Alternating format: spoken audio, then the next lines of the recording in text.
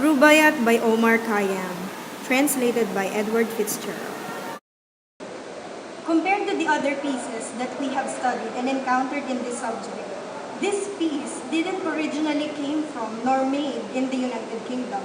The translation of this piece became well known not just in Europe but the rest of the world. So before we go straight to our lesson for today, let us just first have a little background or an idea about the biography of the original writer, which is Mr.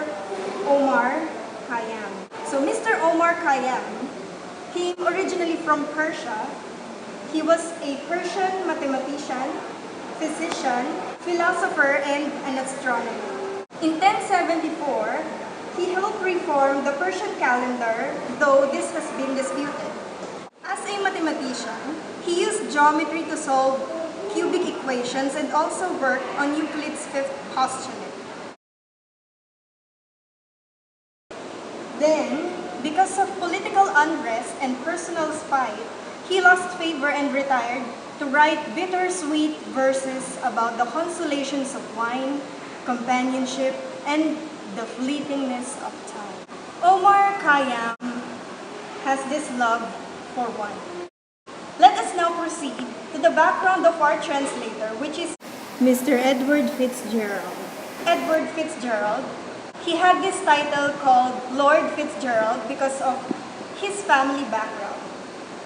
He was born as originally Edward Purcell in Suffolk. Why he just changed his name? His father was Mr. John Purcell. Mr. John Purcell was a descendant of Oliver Cromwell, which is from the previous periods that we have encountered before. Mr. John Purcell was a part of the parliament during the Victorian era. As you can recall, Victorian era became a constitutional monarchy the moment Queen Victoria reigned over the United Kingdom. Edward Fitzgerald's mother, which is the Earl of Kildare, became richer through the inheritance, making them change names. So even if Edward didn't like the surname or the names that they changed of, they actually started to own 5 estates because of his mother's inheritance. He actually had an issue that he was gay because of the absence of his mother, for their family grew up in a Jacobean mansion on Fitzgerald estate. He used to be badly clothed and loves being disheveled, and every time his mother would call him, he doesn't wear a boots. Why did he have an issue of being gay? So let us find out why.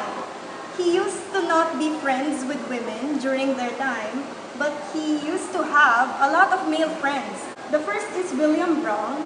William Brown is a Bedfordshire man who loves horseback riding, shooting, and fishing. The other was Bernard Barton. Bernard Barton is a man older than Fitzgerald who is a friend, a poet, a Quaker, an art collector, and had a daughter named Lucy who is of the same age as Edward. So later on we are going to find out who this Lucy is. One of the last friends is George Crabbe, which is a poet, and he had this attitude of being eccentric. When we say eccentric, these are the people who used to love being isolated, who used to love being just alone as if the world revolves around. One of his friends too was Mr. Edward Cowell, so he used to have the same name with Fitzgerald. I taught Fitzgerald, according to Mr. Edward Cowell, how to read Spanish, Sanskrit, Farsi, or Persian, and he was the one who introduced Rubaiyat and Persian in the year 1846. But Rubaiyat wasn't translated during the exact year that the copy was given to him. It was translated 10 years after. So we are going to find out how it was translated and why it was translated 10 years after. During the 1850s, it is the worst decade for him in writing emotionally. He was able to revise, translate 10 literary pieces. The Euphranor is an original work that was a Platonic dialogue between Cambridge students for its purple passage ending. This is the only piece that was written by Edward Fitzgerald. Barton, one of the friends of Edward Fitzgerald, actually came to a time when he was about to die. So before Barton died, Edward promised to take care of his daughter, Lucy. Lucy and Fitzgerald doesn't have a feeling for each other at first. But then, since Lucy stayed with Edward for a long time, Lucy slowly fell in love with Edward, and Edward did the same. During the 1850s, Barton died, the father of Lucy. His father died after a few months or 3 months, and on the year 1854, Edward's mother died. In the year 1857, Edward, after not finding a woman to be loved, he got married with Lucy. So Lucy is a woman who is fun to be in conventions, dinner parties, and calling cards, compared to Mr. Fitzgerald, who used to not dress that formal, who used to not go in formal parties, and who used to dye his hair in the wool and eccentric or isolated away from the crowds compared to Lucy. The new Mrs. Fitzgerald wanted convention, dinner parties, calling cards, and stately drives in the park. Her husband was a dyed-in-the-wool eccentric. They separated after a fortnight, then tried living together again for so many times. Fitzgerald was utterly depressed with shunned conflict, after which he finally gave up. He just never went back to her. Years later, they passed each other in Lowestoft, but he was too embarrassed to speak. He later said, "I am very much to blame, both on the score of stupidity in taking so wrong a step and want of courageous principle in not making the best of it when taken. She was born to rule." This brokenness that Edward Fitzgerald experienced, the death of his mother, the death of his father, the death of his friend, the parent of Lucy, and their separation, Lucy and Edward's separation, in the year 1857, of the same year when Lucy and him got married, this is the time when he translated Rubaiyat. During this year, Crabbe, one of his friends, died of stroke, while the other friend, William Brown, was crushed by a horse on hunting field, not able to speak nor move his hands. He was eventually paralyzed based on what happened to him. During the 1857, as he was translating the Rubaiyat, his Spanish at that time was shaky. His Persian is not yet in the good condition or in the worst condition as you compared to someone who would simply translate something with the eloquence of the language. As Edward Fitzgerald was actually translating the Rubaiyat, he had a help from Mr. Edward Cowell, who was at that time in the Indian country. So with the use of communication technology in the lightest way possible, through calls, letters, and some other stuffs, he was able to translate the Rubaiyat poetry, which became the best-selling translation of poem in English. Let us now proceed to the plot of the Rubaiyat. Rubaiyat started in a New Year's Day or the break of day, the beginning of spring. The poet used grapes, rose, nightingale, verdant garden, a spring setting to ponder the mystery of creation. Life's brevity, trying to understand life's purpose, the wisdom of enjoying life while it lasts.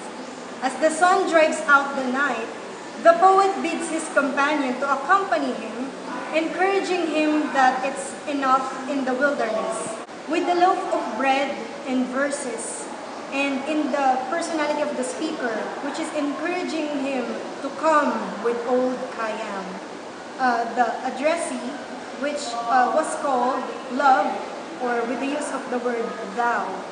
The tavern is a world at large with wine of life draining slowly as time passes. Seeing others wait impatiently to enter the tavern, impatient that time is waiting when they're dead and shall not return. As Rose dies, others take his place, implying spring renews life. But poet makes it clear that Rose refers to people who will be gone forever.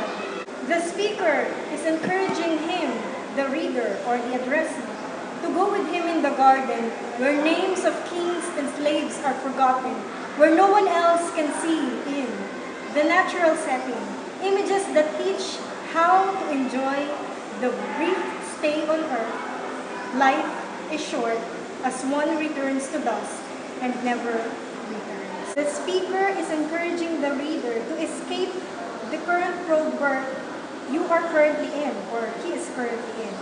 Escape towards the material pleasures, treating the universal and ageless themes of doubt, fear, regret. Rubaiyat is the plural form of rubai, meaning foursome, or a four-line stanza or quatrain. It has an AABA rhyme scheme with 5 editions. It's not just printed nor published in just one translation. It was translated 5 times, which made it a little broader compared to the first edition or the original. In the different editions that he translated, he added many of his own images and gave disconnected stanzas a unity of theme, tone, and style. It is written in an iambic pentameter line. Let us now proceed to the different figurative speech present in this poem. The first one is the lion. In the 17th quatrain, it talks about the mythological Persian king Jamshid. Jamshid is a Baram queen with the skill of hunting. The next one is the spring. It is found in the 95th quatrain. It represents the Sense of sight, smell, sound, and the different melancholy images that could be found in this stanza. Proceeding now to the different symbolisms of this poetry, the first one is the heaven and the hell. It is found in the 67th quatrain in the 5th edition. heaven, but the vision of fulfilled desire, and hell, the shadow from a soul on fire, cast on the darkness into which ourselves so late emerged from, shall so soon expire. We can see here the different symbolisms of heaven and hell. The heaven represents the fulfilled desire of the person, while hell represents a soul on fire. Wine.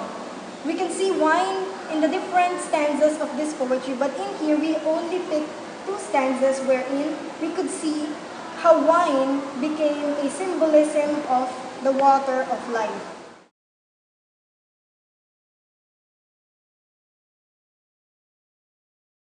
The hand or the moving finger is also one of the things that are symbolizing something, which represents the destiny.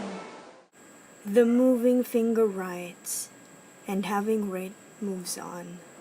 Nor all thy piety nor wit shall lure it back to cancel half a line, nor all thy tears wash out a word of it. Let us now proceed to the theme of this piece. The first theme is youthful days fade, death will ultimately claim everyone. This theme of the poetry is based on what the author's background was, which related to what he encountered in his life, the different loved ones, the different friends that died because of the naturality of death in life. The youthful days fade as we grow up. The second theme is the future is uncertain and life is fleeting. As the day progresses into evening, the narrator associates his fading youth and eventual death with the approach of darkness. The poem extols the hedonistic pleasures of food, wine, and the importance of living for today. So let us now see what the unified theme is. The unified theme is Carpe Diem, or Seize the Day. because we never know what could happen the next day or the next moment of our lives. Therefore, we should maximize it as much as possible. Maximize every moment while it lasts.